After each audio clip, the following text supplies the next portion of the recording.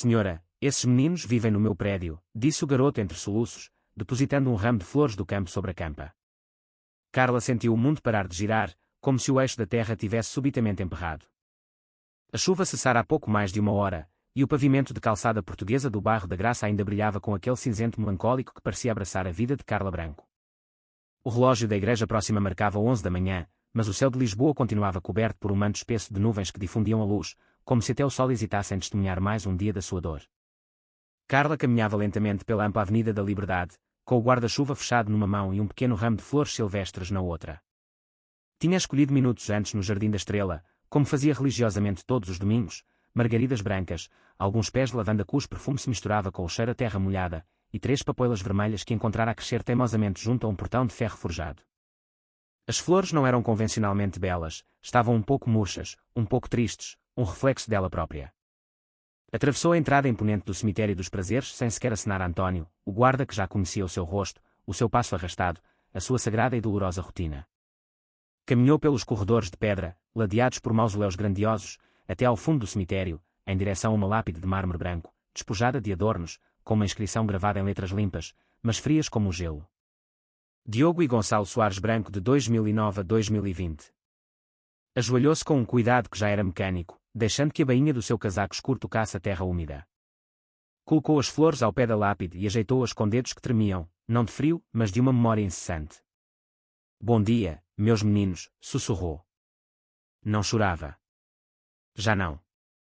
As lágrimas tinham-se esgotado há muito tempo, deixando para trás apenas uma tristeza densa, silenciosa, que se alojara no seu peito como um nó que jamais se desataria. Tinham passado 3 longos anos desde o acidente, desde que o seu ex-marido, Paulo, lhe ligou numa tarde de outono para dizer que os meninos não voltariam, que o carro se despistara, que o funeral seria com os caixões fechados, que não seria bom vê-los assim. E ela nunca os viu. Apenas um funeral apressado e sem respostas, uma campa sem despedidas. Ficou ali, imóvel, mergulhada num silêncio que só era quebrado pelo som distante do trânsito, até que algo a arrancou do seu transe. Senhora? Disse uma voz infantil atrás dela. Carla virou-se devagar. Um menino, de talvez uns 8 anos, observava-a de pé, a uma distância prudente. Vestia umas calças escuras, uma camisola com capuz à gasta, e tinha o cabelo despenteado, como se o vento do Atlântico tivesse brincado com ele. As suas bochechas estavam salpicadas de sardas e nos seus olhos. Havia algo naqueles olhos, uma tristeza silenciosa que espelhava a sua. Nas mãos, ele trazia um pequeno raminho de flores do campo, idêntico ao dela. Sim? Perguntou Carla, a voz rouca pela falta de uso, a mente confusa. O menino avançou alguns passos e estendeu-lhe o ramo. Estes meninos, disse, apontando para a lápide, os da fotografia, vivem no meu prédio. Carla franziu o sobrolho.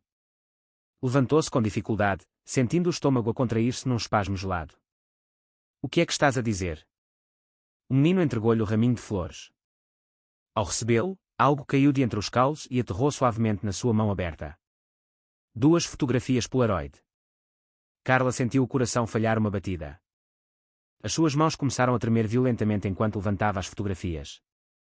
Na primeira, 2 meninos estavam sentados num quarto com paredes de cimento por pintar.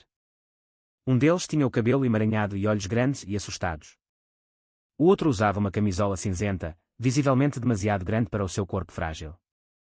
Ambos estavam sujos, com uma expressão vazia, mas o que lhe gelou o sangue não foi a pobreza da cena. Foram os rostos. Eram idênticos aos de Diogo e Gonçalo, exatamente como os recordava das suas próprias fotografias, das suas memórias mais queridas. Não. Não pode ser. Gaguejou, virando as fotos com dedos trêmulos. Na parte de trás, escrita com uma caligrafia infantil hesitante, havia uma morada, Rua de São Bento 102, apartamento 1 grau Celsius. Carla levantou o olhar, a respiração suspensa, mas o menino já se afastava. Caminhava pelo mesmo trilho de gravilha por onde ela chegara. Antes de atravessar o portão de ferro, virou-se para ela uma última vez e disse, com uma simplicidade devastadora, eles parecem tristes.